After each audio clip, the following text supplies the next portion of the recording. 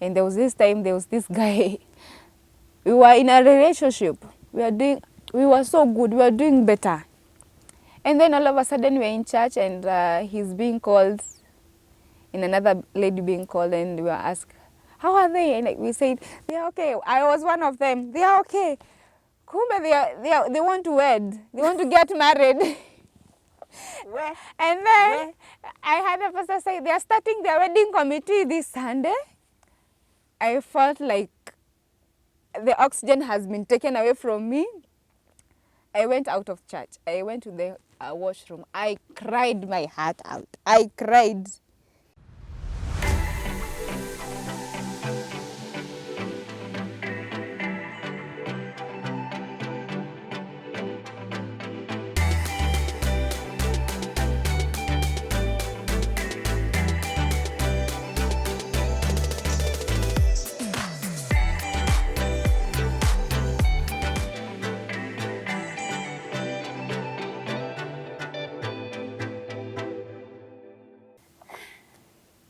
Hello, my viewer. If you can remember, in the last few episodes, we've been talking about trauma points, how we are traumatized, and how we behave when we have trauma that is not dealt with or addressed. I remember sharing my own journey from childhood and the traumas that I experienced and how it has transformed my life. And as I was finishing, I requested if somebody is out there and would like us to host them to come and share their own journey.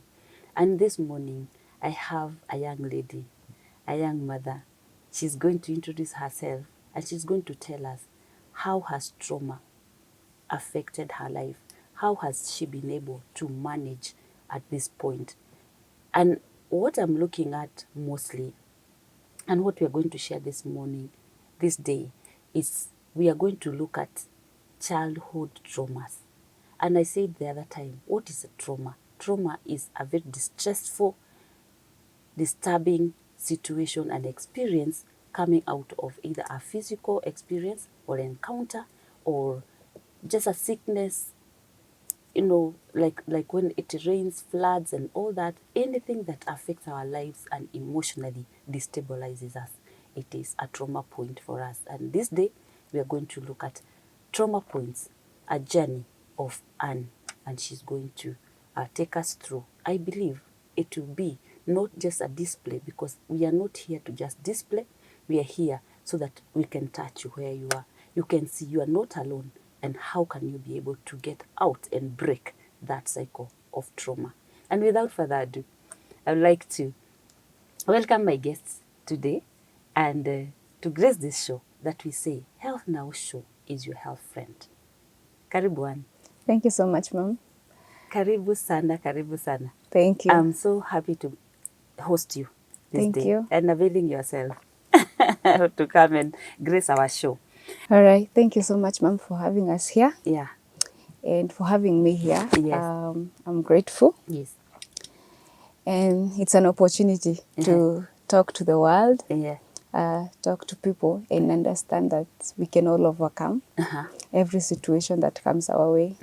So my name is Anne Kangara, or Anne Wangila. I'm married to Mr. Wangila, and I'm a mother of one. Her name is Sifa. And I'm born again. Above everything else, I'm born again. And I thank God to be here. Yes. Karibu sana tena. Thank you. I'm so happy to have you here. Thank you. We've been friends for quite a while. Yes. And I really appreciate when you say that you'd like to come and share with the world and share with our viewers and share with this community what you have gone through. Yes. And it is a conversation geared towards, as I said, speaking to others and for others and to help them. Yes. So where does this all start? What are these trauma points in your life? And you are still a very young girl. Where are we starting from? I know, I'm young. Where are you starting from? Okay, I'm physically disabled. Okay. Yeah, you can say I'm physically disabled. True. Na si kuzaliwa hivyo. Okay. I had an accident when I was in nursery school back then, 2006. 2000, sorry. And it was just a normal fall. Okay. We were playing with other children. And now when I went home, I was given some painkillers, and then after some time I was taken to Kiambu Hospital for treatment, and they said it's just a normal pain. I was given another painkillers, and I went home. So after a month, a woman friend to my mom told my mom, this your girl, she's not doing well. You should take her to Kikuyu Hospital for a checkup. So that's how I went to Kikuyu Hospital. And when I went there, it was so bad, and it was late because the bone had crushed and there was clotting of blood. So I had to be done some few surgeries that led me to be on a wheelchair for 2 years. And then now the last surgery that helped me now to walk with this crutch. And I can say it's God that now I can be able to do things. If you ask me to run, I can run. If you ask me to do whatever, I can do it for myself. But before it was bad, I wouldn't do anything for myself. And I thank God for the far that He has brought me. Now you are in nursery school. Yes. That is a very small girl. Yes. You progressed to primary school. Yes. So how was life now with that kind of a situation which you experienced? You are in a wheelchair for 2 years. Yes. So how was it? How was life? Life was really hard, and especially now because you see we have children there. Hey, they are hanging around the wheelchair. Some of them, they are calling you names. And I would say this, that name calling has not started today. Especially for persons with disability, it has not started today. It started long time ago. And it was really tough because now I wasn't like that. Now I'm on a wheelchair and I need to do my studies. I'm now a burden to people, to the teachers, to the pupils. Maybe I need to go somewhere. Maybe I need to do something. I need to ask them. And it got to a point where they were getting tired of me. And some of them, they were calling me even names. And it was hard. It was hard.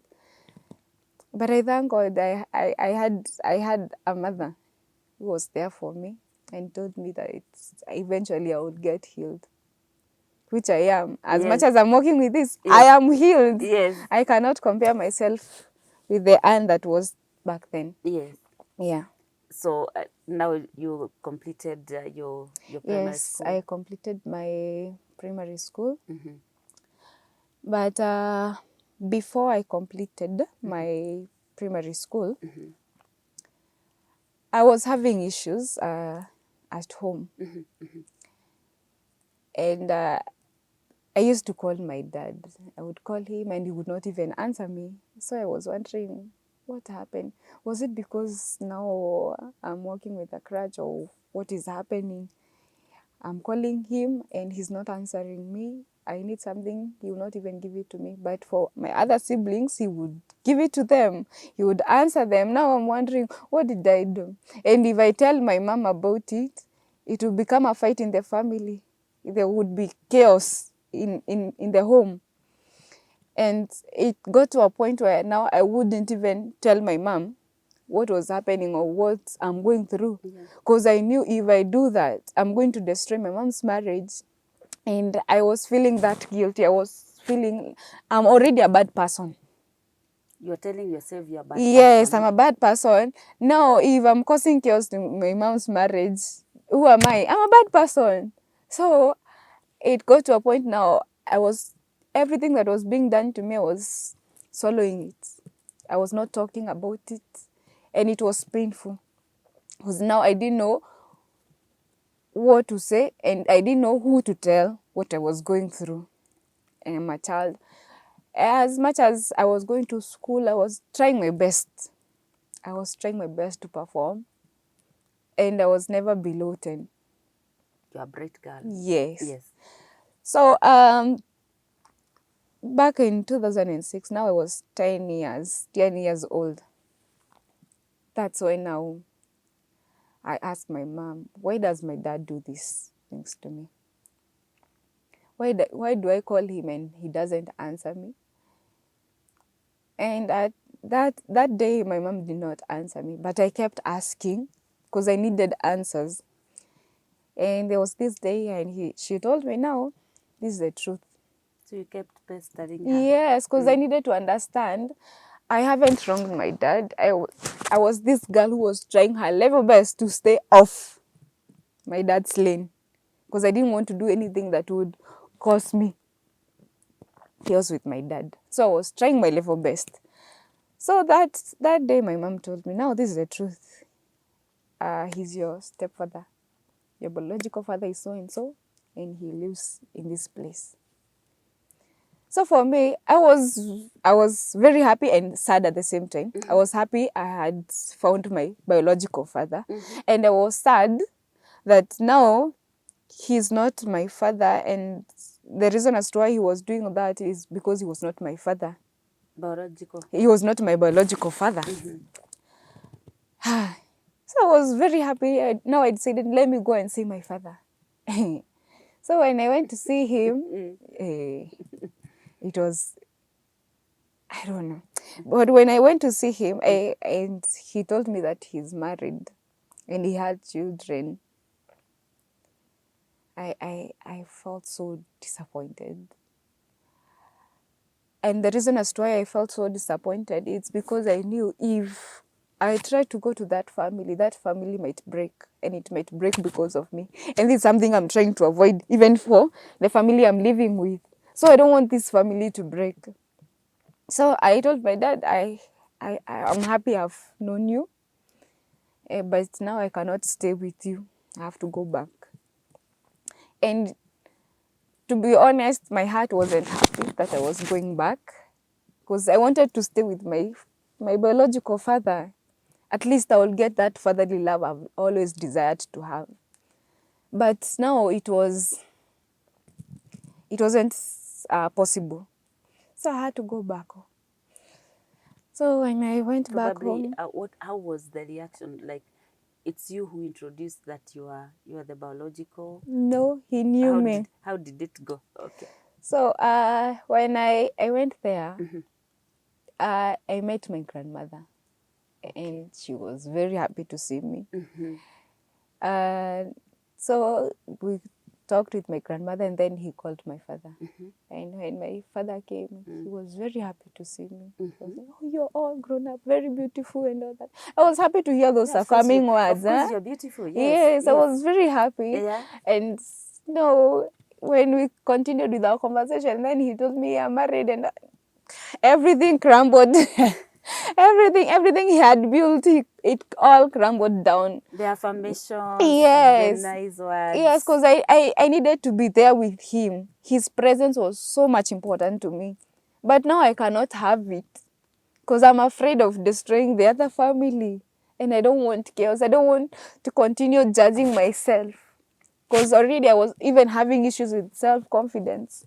I wouldn't even go to people where there were so many people. I wouldn't. And even when I look at myself at the mirror, all I would see an ugly girl with a short leg, with a very small body. It was so traumatizing. And it got to a point where I didn't even love myself. And I felt I wasn't enough. And nothing good to everyone. To everyone, not the community, not my parents, everyone. I was feeling I wasn't enough. And it was really bad. Now I got to high school, that's when now things started escalating. Because now the school fees that is needed, and my stepfather is not willing to pay the school fees. And my mom is not able to pay all the school fees because she was a casual worker. And it was bad. Nilikuwa nakaa narudishwa nyumbani, school fees ijalipwa. And even through that it traumatized me. Huyo kushinda kufukuzwa, urudi nyumbani, urudi shule, it was really bad for me. And I was feeling kama pia shule sitakikani, where else will I be accepted? And it's not that I don't want to be in school. I want to be in school, but now everything is everywhere. I cannot be in school and be at peace. I cannot be at home and be at peace. There was nowhere for me. There was no safe place for me. So back in 2013, I was in Form 2. Things were really hard on me. I needed school fees. There were those set books that they were being requested. I needed shoes for this for my school, but now I didn't have all of this, and my mom was struggling because I also have other siblings there. I had another one who was in Form 1, a sister who was in Form 1, and the others were in primary school. So my mom was doing everything, but she would not meet every need that I had. So back 2013, and I usually thank God for that, yeah. And I thank God for Pastor Ndisho. He married a woman, a woman that became my mother, Pastor Sheila. So Pastor Ndisho is one of your pastors in your church? Yes, he's our youth pastor in our church at Word of Faith. So Mom Sheila became another mother for me. And we started working a journey with her, a journey of healing. She became really a mother. She would buy me those set books. She would buy me clothes, the shoes, everything that I needed for my schooling. She was there for me. And she also added somebody else along the way, Miri Deuri, one of our members in the church. And we started working a journey with them. And the more I would get these things, the more now, even at home, things would be bad for me. Because now my dad is saying, now I have a new shoe, I have a new bag, I have this, I have that. So even on weekends when I would wash all my clothes and put them on the lining, some of them nilikuwa nazipata amerusha kwa choo. Yes. And amezirusha kwa choo. And there was nothing I would do about it. Isharushwa. And if I try to tell my mom, I would tell my mom and I would tell her, don't ask anything, let him. Because I don't want chaos. And there was this day my mom got angry and everything went south. Fika mahali, I would not even sleep in the house. I was still on neighbors and even friends. And that's when I realized that I'm no longer needed. I'm no longer needed. Not needed in my home. I'm no longer even needed in this world. What am I doing here? So I tried committing suicide twice and it never worked. It never worked. I tried kumeza madawa. Nikameza it didn't work. Kajaribu kujinyonga na kamba. When I tried it, kuvutavuta kamba ikakatika. So I would say that my life was in God's hand. With all that I had gone through, my life was in God's hand. Because if God was not there, I would have died when I tried that suicide. But it didn't work because God was there with me. And it was really bad. And I was, there was this time, because you see, I'm looking for people who would love me, who would accept me. So, and I found this young man, I would call him Big Bro. So, there was this time, we had issues at home and I was sent out. So I went to him thinking he's my brother. And for him, he decided to take advantage. He wanted to defile me. But I thank God it is me, how I got from that place. I would only say it is God. Because hakuwa amefunga mlango vizuri na mimi niliweza kujitoa as much as nilikuwa na live. At what age were you at that time? That time I think I was 16 years old. So nikatoka. And innocently again, I had issues. I ran to him. Again, he tried it twice. Because me, in my mind, I'm thinking maybe he didn't mean whatever he wanted to do. And I'm also trying, he's the only one who is accepting me and loving me. So I thought, he will not even try it again. But when I went there, he tried it again and it didn't work. So the whole thing made me feel like I'm no longer wanted. Everywhere I go is chaos. Everywhere I go is rejection. Now, where do I go to? And when I finished high school, I wanted to go for a work in Eldoret. And I told God, if it's your will for me to go there, I will go. And if it's not, you are going to give me something to do. And God created a way for me, and I went to Bible school. I was very happy that now I will go to Bible school and start healing. From now, the trauma, the wounds, everything, I will start healing. And as we continued, I would pray, and I would feel like my heart was healing. There was a shift. Like things were changing for me, and I was really happy. And time went on. I finished the Bible school, and I also did a very short course on beauty therapy. So I started. I went to work in Kiambu for one of the salons in Kiambu. I worked there for some days, and then it wasn't working for me because it's on a commission. And you see, when clients come, they don't want students. They want the people who have experience. Yeah.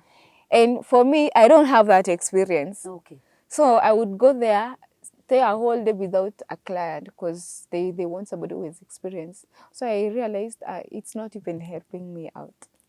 So I talked to my mom and I told her, if you would help me with 2,000, allow me to go and get some cosmetics in Nairobi, and then I'll be selling them.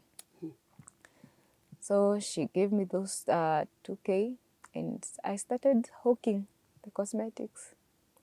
And along the process, I met Honorable Jude Jomo, a former MP in Kiambu.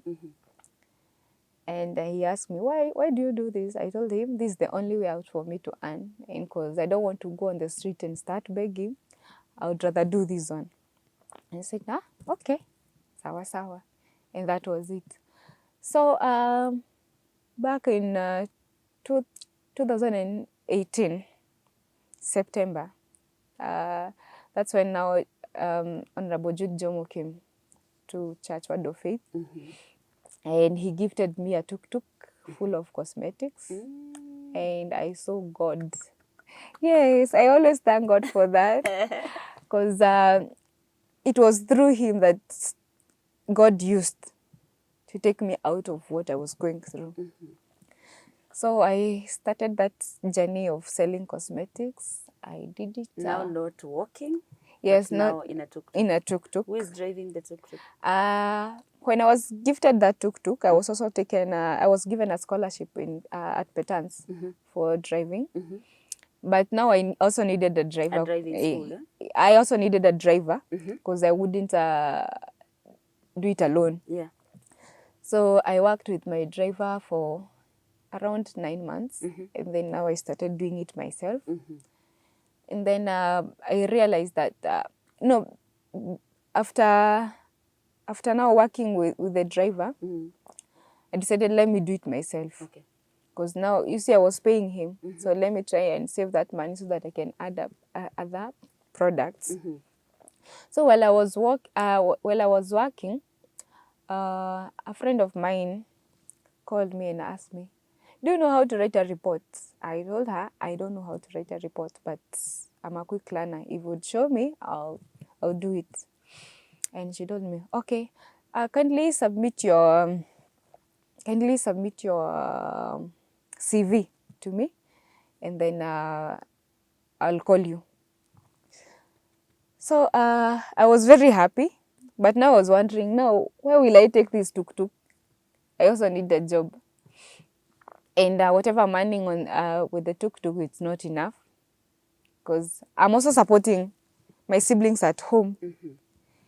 No, I felt I need to give my tuk-tuk to a driver as I do something else. So it was on 2020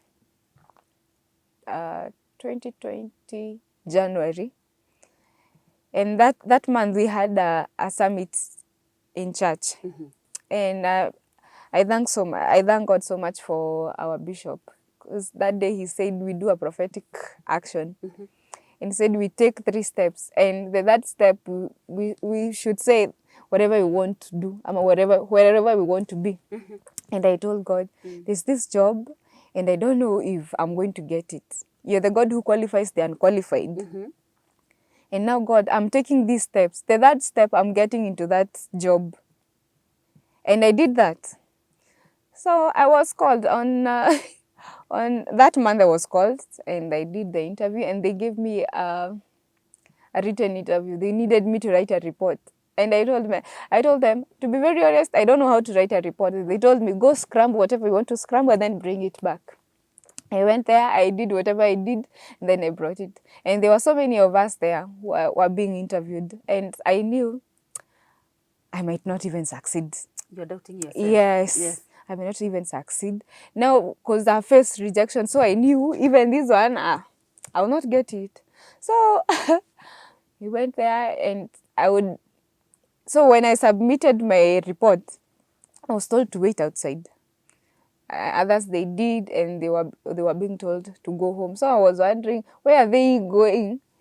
But in my heart, I started telling myself, no, maybe it's because my friend wants to speak to me before they select somebody. That's why she has told me to wait for, because she was among the panelists. So I decided to wait. And the interviews were done, and then I was given a lunch, and then in the afternoon I was called in the office again. And they asked me, and if we were to give you a job, when would you want to start? And I told them, tomorrow. Of course. Yes. Of course. Yes, I told them Yes, tomorrow. of course. Yes, even today. Yes. So they laughed. Yeah. Hey, Anne, Yeah. you really want to work? Yeah. I told them yes. Yeah, no, we have seen your report. And to be honest, you really need a class. You need a class for writing a report. And I told them, yes, I know. Yeah. And I'm a quick learner. Yeah. If I'm taught, I'll be able to do it even better. Yeah. And that's it. And then they asked me, now, how much is the transport from your home to the office? Yes. I told them, I'm not sure. But for today, I paid 400. And it's the same amount I will pay. Going back. No, the to and fro, it's 400. Yes. So the lady who is my friend, I told the others, I think 7,000 will be enough for the transport. And then... Not the salary now, the transport only. Yes. So I'm like... For a month, eh? Yes. Now I'm like, no. Why are you asking me about the transport and you have not even offered me a job? I was asking myself, but I wasn't talking to them because they were still there talking. Yeah. And then all of a sudden they told me, Anne, we have hired you. I got shocked. I looked at them and then they told me, you know, when I was praying, I was telling God, give me, I want a job that will pay me this amount.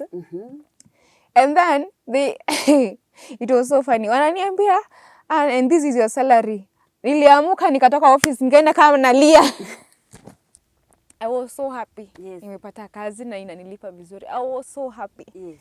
And now I knew, now this was the time for me now to get back at my dad, my stepfather. So, when nilipata hiyo kazi na nikalipa mshahara ya kwanza, the first thing I did was to make sure I renovate the whole house, our home. Yes. I renovate our home. I did everything. The second month I would buy the shop, I would do shopping, everything. I would do everything for my family. And my dad now started acknowledging me and I started feeling good. And God told me, no, this is not a revenge. I did this because I wanted you to do this for your family. And I wanted you to understand that your father saw you as a burden to him. But now you're going to become a blessing to him and to this family. And when God spoke to me about it, I told God, please forgive me if I took this job as a way of fighting my dad. Forgive me. And God was so merciful. And from there, we started having conversations with my dad. He acknowledged me. And when I would meet him kwa barabara na watu wengine, I would tell him, aka nikale kasichana kangu kakubwa, firstborn. I would feel good because he's my father. Now he's acknowledging me. And I told God, thank you for what you're doing. And even what you will do. I don't know what next you will do, but thank you so much. And you see, God now amekuja in two ways. I have a tuk-tuk somewhere earning, and I also have a job. And I'm working now. This is the first time now I'm working with an NGO that is dealing with disability, where my passion lies. So I put all my passion there, commitment, everything was there. Because that's where I loved. That's where I felt there was fulfillment of life. So I started working with persons with disability, and I would give my all. And at times, maybe we are having meetings with the donors and my employers, and I would tell them, no, this one will not fit for this persons with disability, because I know. I would tell them, I'm in their shoe, so I understand. And that's how even the donors developed a love for me, because I would speak out and I would tell them, if we do this, it will not work. If we do this, this one will work. And now that's why now my journey of career started. I started working with persons with disability, and things started changing. And every time I would see a person with disability going through something, it would really give me stress. I would feel like now it's me and I need to do something. Hapo. Si kesho, hapo. And I'm that person, sikuwa nataka atukwambiwa this thing cannot be solved. Hapana, I know kuna solution. If I have to go, because now I'm working with big people. Now I can be able to access government offices. We tell them, now we need this. Can you help us in this? And some of them wanakuwa like they want to fight me back, and I will tell them, do you know who you're talking to? Like I'm giving them a threat, but I don't have a name. The only name I have is God. And because I want a solution for this person with disability. That you have yes, for them. Yes, I want a solution for them. I want to give them a better life. True. And that's how I started, and I worked there for 2 years, and then the contract ended. I had another contract. Now the same donors, but now a different NGO. Okay. I worked there for 1 year. It ended this year, May. Yeah, and I'm still looking for another contract. But the whole story, I would say this, that childhood trauma, it's not a, how do I say this? It really affects us so bad, especially as persons with disability, because you're just waiting for that a trigger word, a trigger action, and everything else explodes. Because as I said, I'm married, and before I got married, I was in another relationships, and I also faced rejection from them.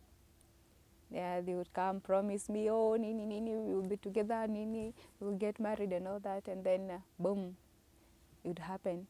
And there was this guy, we were in a relationship. We were so good, we were doing better.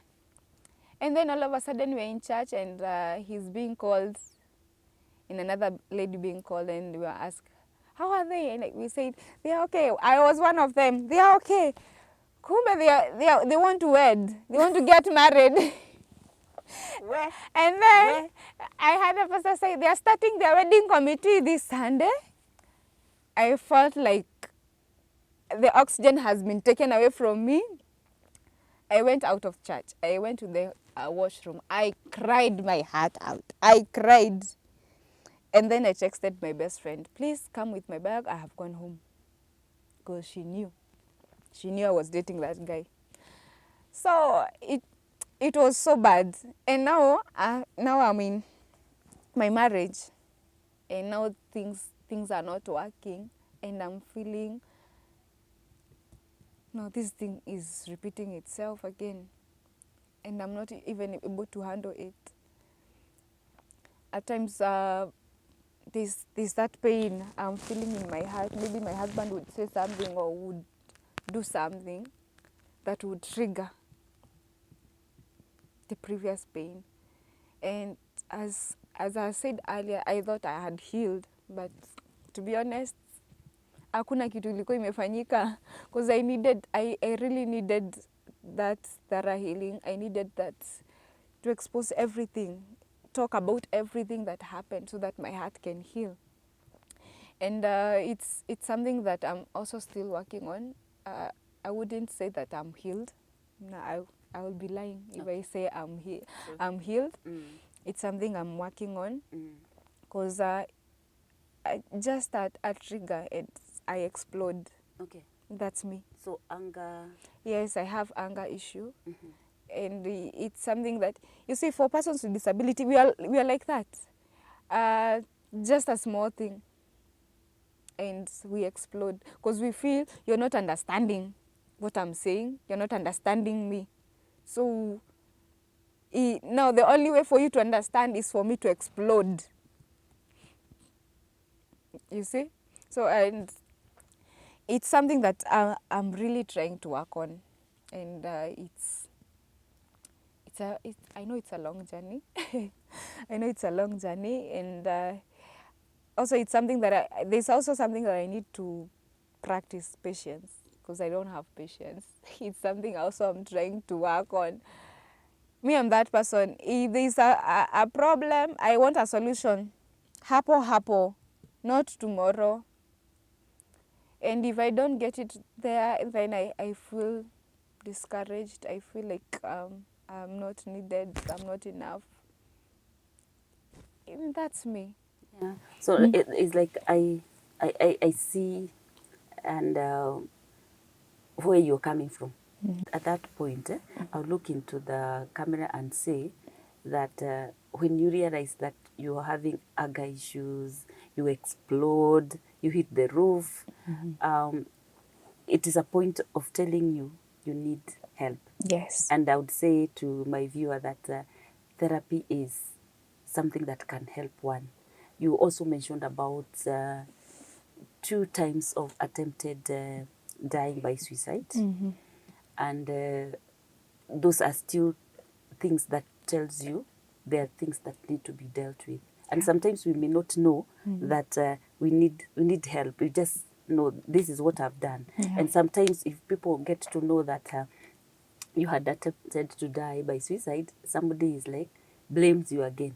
And that brings another rejection and another feeling of that unwantedness. Yes. Yeah, but I wanted to just first stop at that point and just talk to my viewer and like there's help even for those that are watching us, those that are listening to us, and that they are going through such kind of trauma points, and they're saying, I am alone.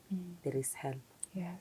Now, we want to go back to something that you had shared earlier during the break about the time that you had now the short leg. How are you managing now? You are not on the wheelchair, but how are you managing? Yeah, so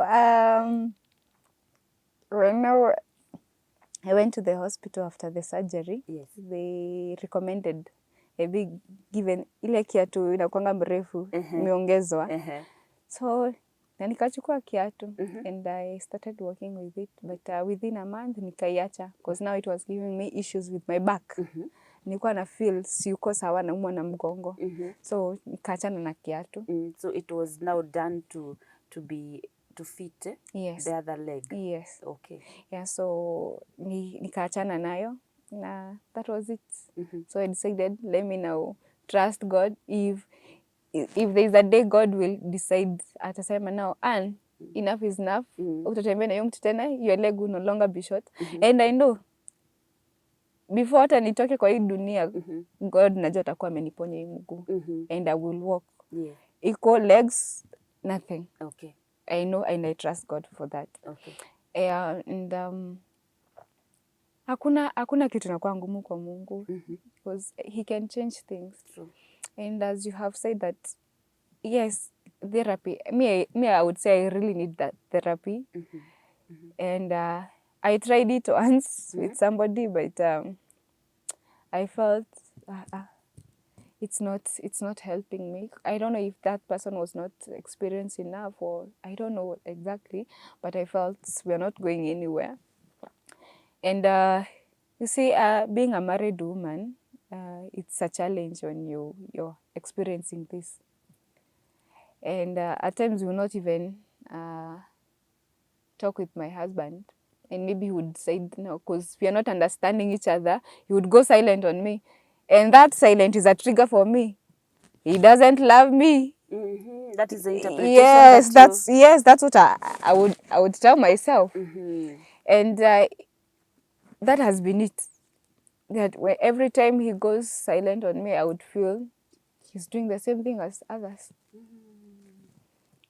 He's offering me the same thing I've been trying to avoid. Because you see, this is what I've been desiring, to have that peaceful home. Enye haina chaos, where we are going to have understanding. No, if I tell him now, this is what I don't like, and this is what I would love to do, and we have that agreement. But napata maybe for now that idea cannot work, and for me I'm not able to understand that thing cannot work for that moment, or maybe the kind of tone he would use on me would trigger. And he would tell me now, this guy, he's the same as others. And I would categorically say, yeah, he's the same as other men who have hurt me before, because all through nimehatiwa na nani, it's men. So, and that, and you see, I thank God for my husband. He's very patient. As much as we are having issues and all that, he's very patient. And this is what I keep telling him. I will do my level best to change. I'll do my level best to heal. Because if I don't heal, then we cannot have that good marriage I desire to have. We cannot. Yeah.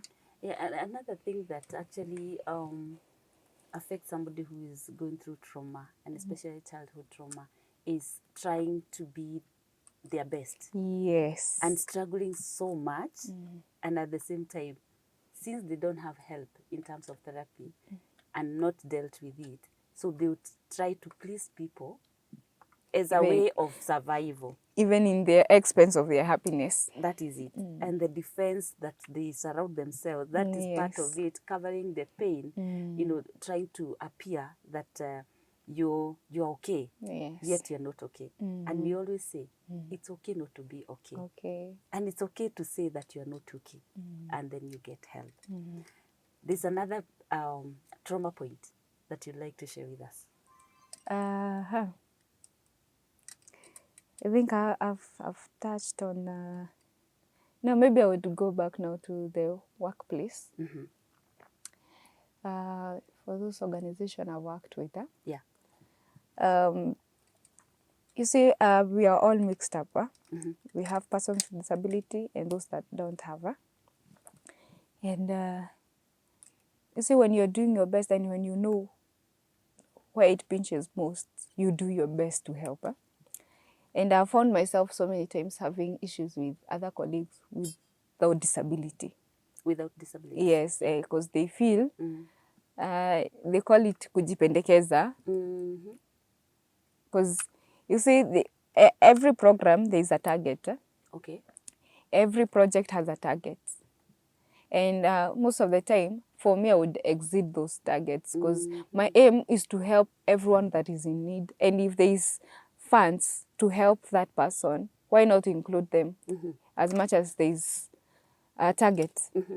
And that has also caused me a lot of issues. And it got to a place where now a colleague of mine, when I was planning my wedding, he went and told my bosses that I'm asking money from the beneficiaries who I'm trying to help, which was not true. Because these are the people who are struggling. We had funds for them to start their own business. How can I be giving them money to start their own business, and then the same person would go and ask them money? So it was so bad. It was so bad that every beneficiary had to be called, the CHVs, the persons with disability, these government officials, and they were all asked, and they said that's not true. Even nyinyi ndio mmefanya tujue ana anafanya harusi. Ni vizuri kuzata angetuambia na tutaenda hiyo harusi yake. You see? And it was, I felt again, no, this is rejection. I'm trying to help one of my own, but this person anaona ni kama najaribu kujipendekeza, which was not even there.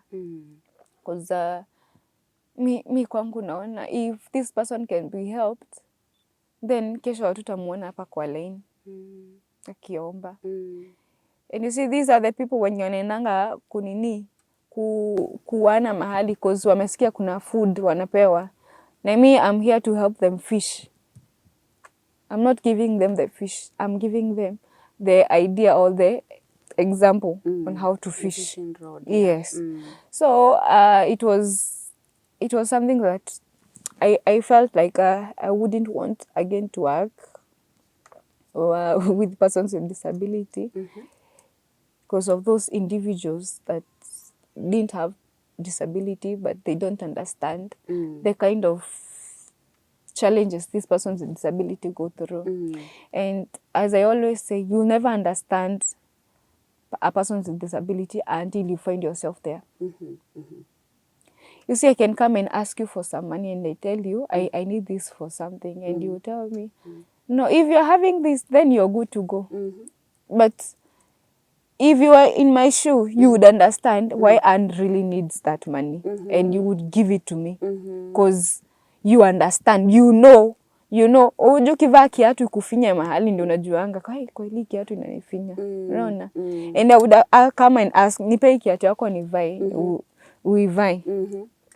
Utasikia uchungu mali ninaisikia. So if you don't have this disability, and then somebody else with disability come and ask you, and if you don't have, me, I would say, all of us, we are candidate of disability. True. All of us. True. All of us. Today you are whole. Yes. Tomorrow you don't know. Yes. You don't know. Tomorrow you can wake up not seeing. Unaweza amka tena ama leo tu ujipate umegongwa na gari. You find yourself again in the world of disability. True. All of us, we are candidates of disability. And for those persons when you have a disability, we have that heart. We have that heart. There are those with good hearts. There are those who will understand you. And there are those, they feel, wewe ni mzigo, you are just a burden. Not everyone without disability is a bad person. No. There are those kind of people. Because even ukiangalia the funders, the people that fund these projects for persons with disability, there are people without disability. That shows that there is somebody somewhere thinking about us. And having this disability doesn't mean that you can also be a burden to people. I always tell persons with disability, you can either decide to be a beggar or decide to work on your own. Because we have all the opportunities. All of us have been given the opportunity. Right now we have so many groups that are working. So many groups. If you go there, you might be given a loan to start your own business. And you don't need to start a big business for you to see yourself succeeding. No. I always tell them, unaweza anza hadi na hiyo 500, ndio ununue sweet ukuje usimame hapa kwa stage. People will buy those sweets. And with time, hiyo biashara itakuja ikuwe kubwa, how you desire it to be. Yes. You see, you don't have to kwenda pale kwa street unakaa hapo na kabakuli upewe pesa. Because hiyo pesa hata yenye unapewa haitakutosha. You have other needs. You see. But if you as a person ujiite, ujiambie now and you are loved and you can be able to do this. And you need to understand that, and you also need to love yourself. And there's something I've come to realize, ma'am, is that if I don't love myself, no one will love me. I have to love myself first so that people can love me back. If I don't take care of myself, people will not take care of me. You see? So I need persons with disability to understand this, that you have to take care of yourself. You have to stand on your own for people to come and join you. For people to bring their hand in you. Because people will not come to give you something you've not even started your own. You see? As we were sharing earlier, tukiwa kwa break, ilisema, you have to start, you have to be doing something before a help comes in. So the same way I would tell persons with disability, lazima kuwa unafanya kitu kabla msaada ukuje. Because if there is something I know, God has never forsaken persons with disability. And mi naambianga persons with disability, just know, if kuna mtu maombi yake inajibu wangu hapo, ni yako wewe. Because God knows you cannot be able to do it on your own. He will answer your prayers right there, and He will bring you the right people, the right resources for you to do whatever you need to do. So all you need to do is to believe in yourself. And that's what I've been doing. Believing in myself. I had issues with self-esteem. I had issues with loving myself. But I had to call myself and I thought, Anne, if you don't love yourself, who will? Who will?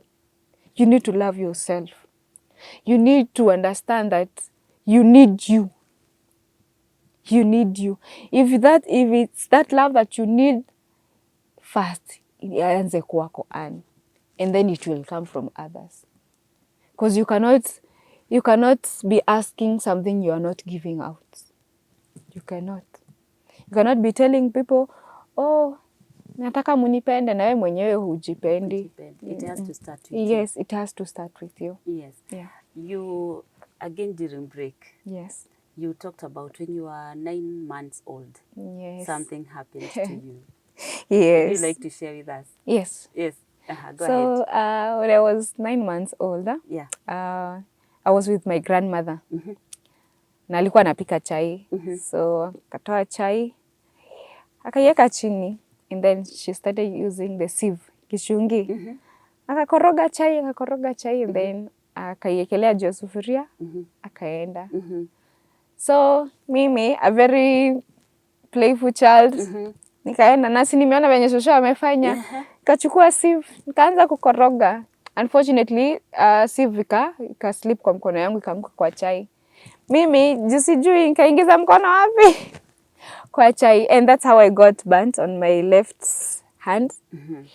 And it was bad. Yeah. Because vidole zilikuwa zimejikunja. And after surgery nilifanyiwa surgery, and then the two ndio zilisimama. Hii ndio ilikataa haiku straighten up even after the surgery. Yes. So but I still thank God that it has not limited me to do things. I do the washing, I do everything. Yes. Okay. Yeah. So even with the heart, and it seems it was quite a it was deep deep burn. Quite a deep burn. Yeah. Yeah. Does it affect how you relate with people? Yes, I had issues when now I was a teenager. Singetoa mkono. Nilikuwa naificha because now I was feeling watu watanijudge, watasema kuna mkono imeungua, sijui nini. And then it came, sasa nimetoka kwa teenager nimeingia kwa youths, but though I was feeling mkono. Hadi nikiwa kwa praise team, I would have an handkerchief so that nifiche mkono yangu. Yeah, because I don't want people to see nimechomeka mkono. And it was bad. even now when I started dating now my husband, sikuwa nataka aone mkono yangu. The first date we went, mkono nilishinda nimeweka chini ya meza. I was okay, I would say sikuwa nimekubali nimechomeka mkono. But as time went by and the affirmations of my husband and all that, I realized I don't need to hide this hand anymore. Itoe. Let people see that scar. It's yes, for people wanaweza iona kama an ugly scar, but for me it's a beautiful scar. It's a beautiful scar. Because sasa siwezi toa hii mkono nipewe mkono ingine. I cannot. So I have to accept it. Venye tu iko. Kama iko banti kwa hivyo. And the day my husband aliniweka engagement ring, the same hand, that's when I realized, Anne, it's time now. Let the world see your beauty. So there's nothing it's preventing me to do. Yes. The engagement ring is there. The wedding ring is there. Is there. Nothing. So I decided, no, and kubali even voiko. And that's it. There's no turning back. That's it. You have to face it as it is.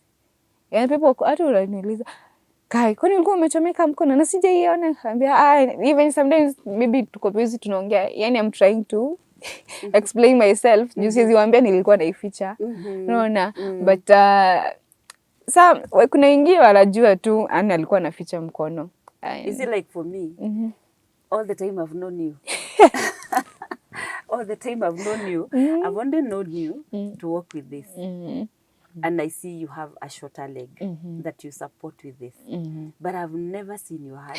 Imagine, I've never seen it. Tumekuwa marafiki for a long time. Lakini I've never seen it. Yes, because sikuwa nimeikubali. Surprise, I've seen it today. Surprise, I've seen it today. Nilikuwa naificha, but nilikuja nikakubali venye iko nikaiachilia sasa. Thank God that you have now accepted it. And that is why I keep saying that we need to deal with these issues so that whatever they affect us, in whichever way they affect us, we are able to now move on. But you try. Yes. You're doing well. Yes. So you just need to now deal with it. Yes. Pole. And then it gets out. As we come to the close of this session, probably there's another trauma point that you have forgotten that you'd like to share with us. And because the reason why I'm asking this is because sometimes we do not see them. And if they're there and we are not dealing with them or even acknowledging that they're there, it's hard to start now working on them. Because the first step for us to heal is to acknowledge that there is an issue here that I need to address. So probably there is another one that you may remember. Unless I've forgotten. Okay, of late since nipate mtoto, I've been having memory. Oh, okay. Yes, I'm forgetting things, but unless nikumbuke, honestly, right now sikumbuke But anything. you've said that from the time you got a child? Yeah, I've been forgetting.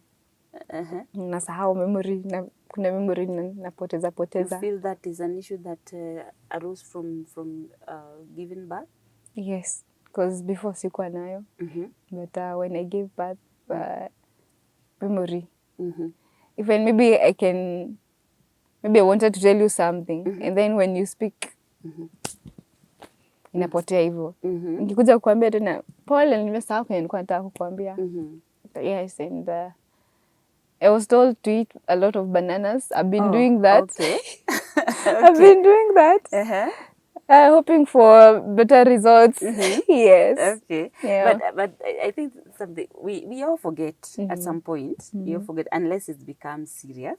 Then probably you can now seek help from the health providers, so that if there is anything that needs to be addressed, it can be addressed. Though I was talking to a few mothers and they were telling me they experienced that, but it's for a short time. After mtoto amefikisha 1.5, nimerudi. So Okay. I'm believing their reports. Yeah, you're believing the report. Yes. But again, I would say here, if you feel that you need it to be addressed by a health provider, it's good to seek one. Yeah. Yes. So you said your mother. Yes. You have a baby. Yes, I have a baby. Yes. Yes, And, a beautiful girl. A beautiful girl. Yes, her name is Sifa. I see on social media. Yes, Yes. I am a proud mother. Uh-huh. And I always feel good when I see her. Yeah. You see, a child is a blessing from God. True. And I always tell, sometimes I think to myself, why would people give birth to a child and then they throw the child away?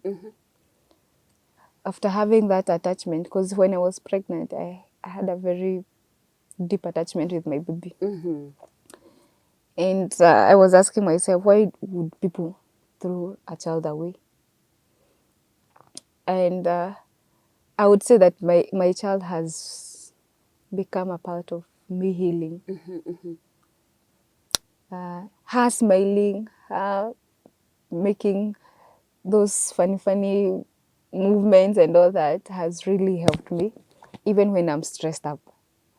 Because there are those moments whereby I'm so stressed up with issues. I'm this person, I've faced betrayals before. And it has gotten to a point whereby I'm not even able to share my problems.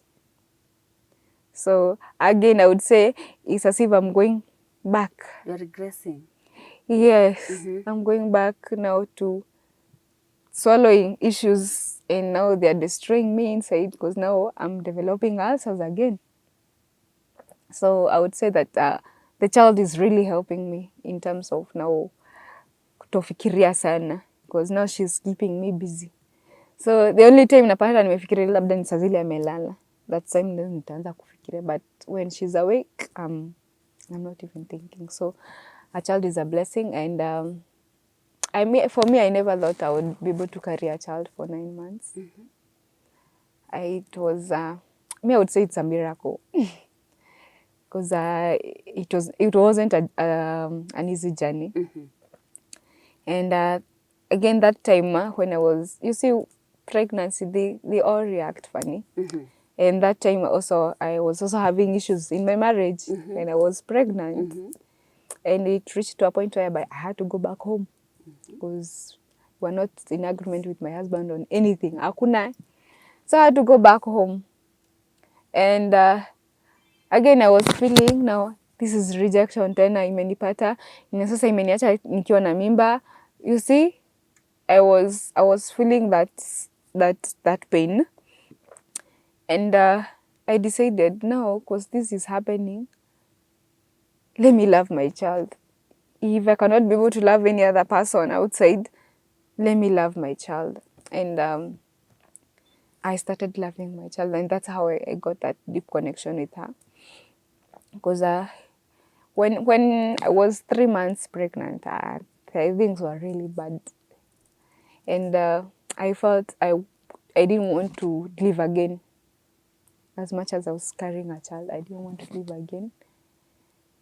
And it's also a miracle. I was so saved. While I was so stressed up, nilikuwa navuka barabara.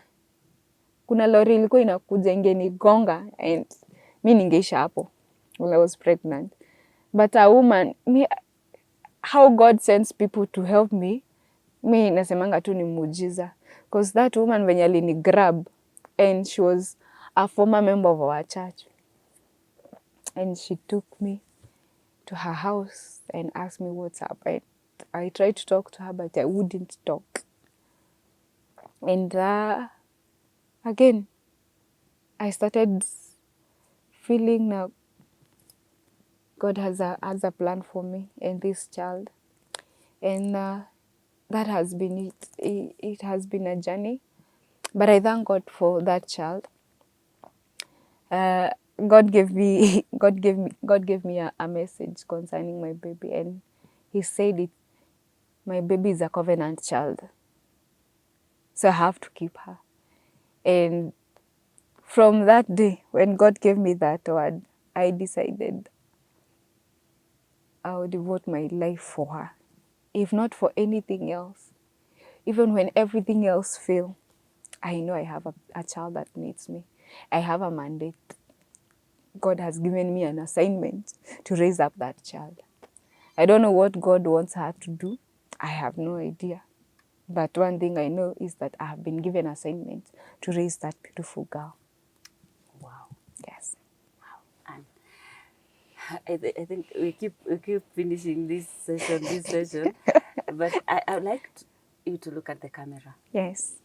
And I'm aware you haven't healed. Just the way you've been talking, you've not healed. But there's somebody watching you and saying, that's me. And that is me. That is my life. And as much as you'll seek help, and I believe you'll get help, Yeah. I would like you to look at that camera and talk to somebody. Say something to them. Okay. Dear viewer, I don't know what you might have gone through, but if your story is my story, then I will tell you there is a solution for every problem. And your life can be changed, and you don't have to die there alone. God can bring people who will help you heal, people who will support you in everything that you need, and people who will love you. Because all that you and me are looking for is that love to be accepted by the community and to be loved by the people we call our own families. So just know that there is help for you, as also I'm looking for that help to fully heal and to fully recover. There's healing for you.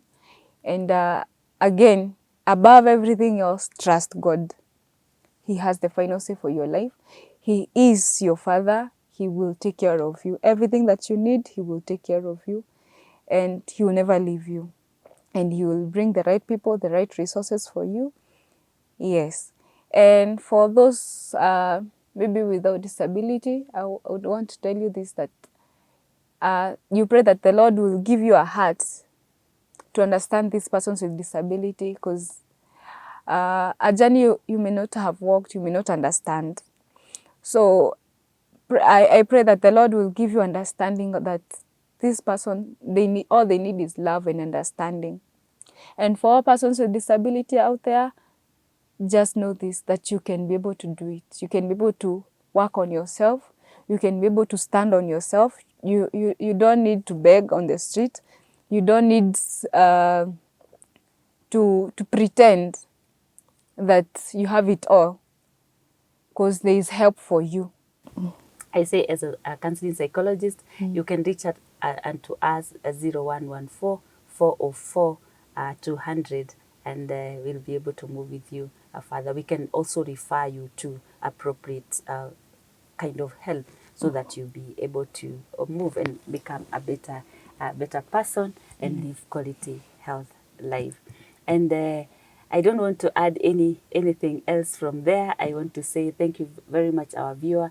Thank you for being with us, and our community, them that are not joined the community, I really request you to subscribe. We are on Facebook, Instagram, TikTok, and YouTube. Be with us and support us, and we move together. And until next time, when we bring another episode, thank you and bye for now.